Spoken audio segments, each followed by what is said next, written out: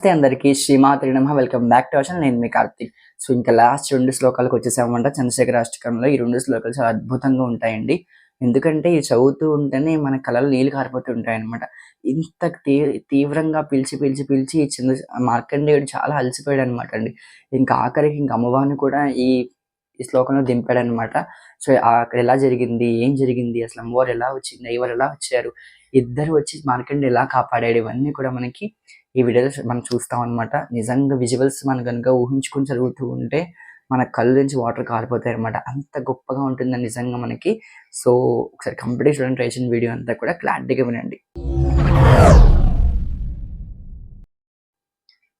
భక్తవత్సలమాచితం నిధిమక్షయం హరిడంబరం సర్వభూతపతిం పరాత్పరమేయ మనోక్తమం సోమవారి హరి నభోహుతాసన సోమపాని కిలాకృతిం చంద్రశేఖర కింకరిషిత్ వయ్యవ. ఇక్కడ మనకి ఏమర్థమవుతుందంటే భక్తవత్సలం అంటే భక్తులకి తన భక్తుల్ని ఎల్లప్పుడూ రక్షించేవాడు భక్తవత్సలుడు. భక్తవాదం నిధిమక్ష్యం తన భక్తుల్ని ఎప్పుడు రక్షించేవాడు. నిధిమక్ష్యం అంటే మనకి సూపర్లేటివ్ అనమాట. అక్షయం అంటే ఎప్పుడు కూడా అలా తరగంది అనమాట అండి. అంత గొప్ప. ఇక్కడ మనకి మార్కండేయుడు తనకు కోరికని ఇండైరెక్ట్ గా స్వామివారికి చెప్తున్నాడు అనమాట. ఏం చెప్తాడు అంటే, బాబు నా తండ్రి వస్తాడు, నా తండ్రి వచ్చి నాకు ఆయుష్ ఎలా ఇస్తాను అనుకుంటున్నావు, నా తండ్రి ఆయుష్ నాకు అఖండమైన ఆయుష్ నాకు ఇస్తాడు నా తండ్రి అని చెప్పేసి యమధర్మరాజు మార్కండేయుడు చెప్తున్నాడు అనమాట అండి. భక్తవత్సలమాచలం నిధిమక్షయం హరిడంబరం. హరిడంబరం అంటే ఏంటి అంటే, హరి అంటే గ్రీన్ కలర్ అనమాట. గ్రీన్ కలర్ మనం హరి అని పిలుస్తూ ఉంటాం. సో హరితవర్ణము అంటూ ఉంటాం కదా. సో ఈ గ్రీన్ కలర్ ని ఎంతో తను ప్రకృతిగా భావించాడు. పరమేశ్వరుని ఎలా భావించాడు అంటే ఒక ప్రకృతి స్వరూపంగా పరమేశ్వరుని భావించాడు అనమాట. అందుకే ఇక్కడ హరిడంబరం అని మాట వచ్చింది. సర్వభూత పతిం పరాత్పరమే మనోత్తమం అంటే అందరికి కూడా ఈ సర్వభూతాలన్నీ కూడా నా తండ్రి నాదుడు, అంత గొప్పవాడు నా తండ్రి. ఆయన నాకు రక్షించడానికి తప్పకుండా వస్తాడు. ఇప్పటికీ మార్కండేయుడిలో ఉన్న భయము బాధ ఏమీ లేదనమాట. నా తండ్రి వస్తాడు, నన్ను కాపాడతాడని ఒక ధైర్యంగా ఉన్నాడు. ఇంకా పరాక్తి మనోపురం సోమవారి నభోహుతాసన అంటే ఏంటి? సోమవారం అంటే నా తండ్రి ఐదు రూపాయలు కొలుగున్నాడు. అష్ట రూపాయలు కొలుగున్నాడు. ఈ ప్రపంచం నా తండ్రి కొలుగున్నాడు. ఎలా అనుకుంటున్నావు? నా తండ్రి ఎలా కొలుగున్నాడు అనుకుంటున్నావు? అంటే సోముడు అంటే చంద్రుడు, సూర్యుడు, ఆకాశం, అగ్ని, భూమి ఇవన్నీ రూపాల్లో నా తండ్రి కొలుగున్నాడు. ఇవన్నీ తెలుసు కదా. చిదంబరం అంటే మనకి ఆకాశలింగం మనకి చిదంబరంలో ఉంది. అగ్నిలింగం మనకి అరుణాచలంలో ఉంది. జలలింగం మనకి జంబుకేశ్వరంలో ఉంది. మనకి చిదంబరంలో వచ్చేసి చిదంబరంలో వచ్చేసి వాయులింగం ఏమో మనకి కాళహస్తిలో ఉంది. అలాగే పృథ్వీలింగం వచ్చేసి మనకి కాంచీపురంలో ఉందన్నమాట.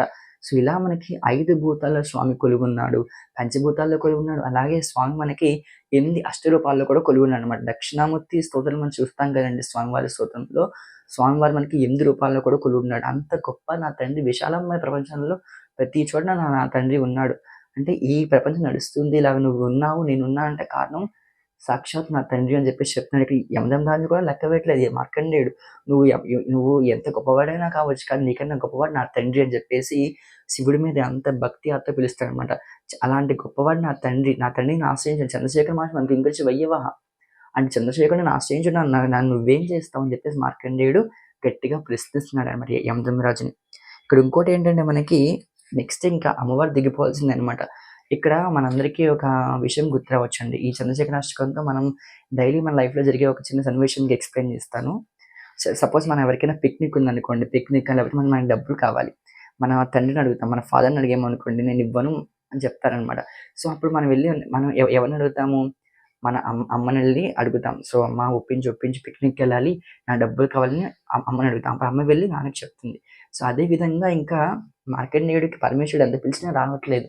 ఆయనకి బాధ వచ్చేస్తుంది అనమాట. ఇంకా అప్పుడు ఏం చేయాలో తెలియక వెంటనే ఆయన ఏం చేశాడు అంటే అమ్మవారిని పిలవడానికి స్టార్ట్ చేశాడు అనమాట. అక్కడ మనకి ఇంకొక ఎగ్జాంపుల్ ఏంటంటే మనకి రామదాసు కూడా మనకి రాముడు ఎంత పిలిచినా కూడా రాకపోతే ఒక పాట పాడతాడు.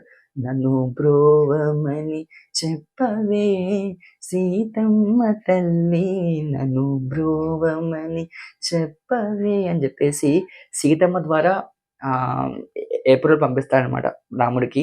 అలాగే ఇక్కడ మార్కండేయుడు తెలివిగా ఆలోచించి ఇంకా పరమేశ్వరుడు ఎంత పిలిచినా కూడా పలకట్లేదు. ఇంక అమ్మవారిని దింపాల్సిందని చెప్పేసి లాస్ట్‌లో ఇంక అమ్మవారిని దింపాడనమాట.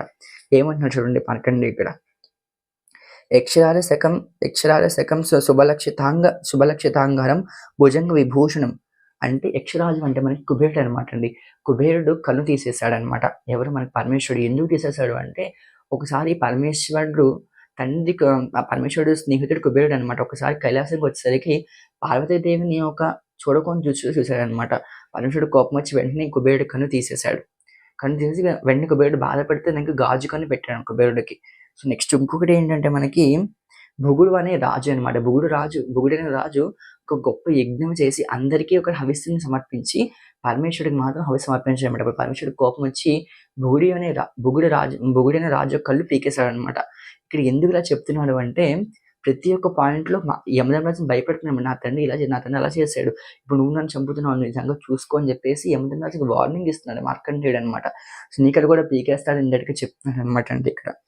భుజంగ విభూషణం అంటే నా తండ్రి అంటే భుజంగ విభూషణం అంటే మా తండ్రి సర్పాలను మెడలో వేసుకొని తిరుగుతూ ఉంటాడు. అలా అంత గొప్పవాడు నా తండ్రి. అంత గంభీరంగా, భయంగా ఉంటాడు నా తండ్రి. ఆయనంటే నీకు భయం లేదా? నన్ను చంపుతున్నావేంటి అని చెప్పేసి మార్కండేయుడు ప్రశ్నిస్తున్నాడనమాట. సారీ మార్కండేయుడు ప్రశ్నిస్తున్నాడు. ఆ తర్వాత మనకి శైలరాసుతం ఇంకా మనకి అమ్మవారు దింపాల్సిందని చెప్పేసి మార్కండేయుడికి అర్థమైపోయింది. ఇంకా ఆయన ఏదో ధ్యానంలో మునిగిపోయి ఉంటాడు పరమేశ్వరుడు. ఇంక మనం పలకడు. ఖచ్చితంగా మనం అమ్మవారిని దింపాల్సిందని చెప్పేసి ఇక్కడ అమ్మవారిని దింపాడనమాట. శైలరాజతం సుత పరిశుత చారువామ కళేబరం. ఇక్కడ నువ్వు అనుకుంటున్నావు నా తండ్రి ఏమైనా సగం మొత్తం అంతా ఆయనే ఉన్నాడు అనుకుంటున్నావేంటి? సగభాగం చారువామ కళేబరం అంటే మా అమ్మ ఎడమ పక్కన ఉంది. మా అమ్మ శైలరాజ పుత్రిక పార్వతీదేవి, హిమవంతుని పుత్రిక పార్వతీదేవి. మా అమ్మ అక్కడ ఉంది. మా అమ్మ ఉండగా నువ్వు నన్ను ఏం చేస్తావు? మా అమ్మ ఇద్దరు కలిసి వచ్చి నేను చంపుతానని చెప్పేసి యమధర్మరాజుతో మార్కండేయుడు పోరాడుతున్నాడు అనమాట. ఇక అమ్మవారు ఇంకేం చెప్పండి. అమ్మవారు ఏం చేస్తుంది ఇంకా?